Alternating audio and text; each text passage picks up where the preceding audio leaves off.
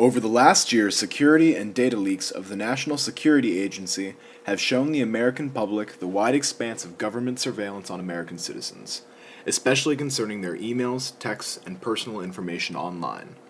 Our government justifies this based on powers granted in the Patriot Act, which President Bush openly supported as a temporary expansion of government powers following 9/11.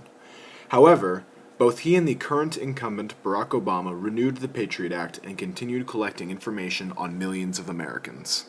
We have learned through multiple verified leaks that there is approximately $52 billion of taxpayer money secretly put into these programs for collecting data on American citizens each year. That is approximately 3 times the budget of NASA. These unconstitutional violations of our Fourth Amendment rights have continued for years in the form of the PRISM program collecting your emails, text messages, and even Skype calls.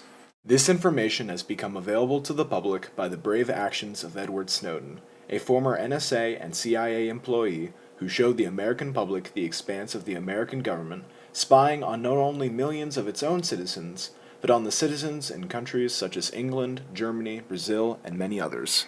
In America today, there is a movement opposing the mass surveillance called Restore the Fourth, a grassroots organization determined to restoring Fourth Amendment rights and privacy of the Internet. Personally, I hope to spread public awareness of this group by advertising on social media and also through means of flyers and perhaps posters. The American people's fight to take back the Internet will obviously have to be achieved through the Internet itself. This can be done by spreading evidence of mass surveillance on a blog dedicated to the subject, or petitioning the government on wethepeople.gov, or even writing to your local representatives, telling them that you will not have your information be compromised willingly. There are countermeasures to NSA surveillance, like using anonymous, secure, encrypted web browsers such as Tor, or using privacy-friendly web browsers such as Mozilla Firefox. An additional countermeasure that I hope to personally advance is encryption of messages to ensure privacy in communication. I have already made a prototype alphabet that can be coded and hopefully kept secure with ease. Another method of countering surveillance is to use fonts that confuse data collectors. Fonts such as this one pictured cannot easily be read by a computer.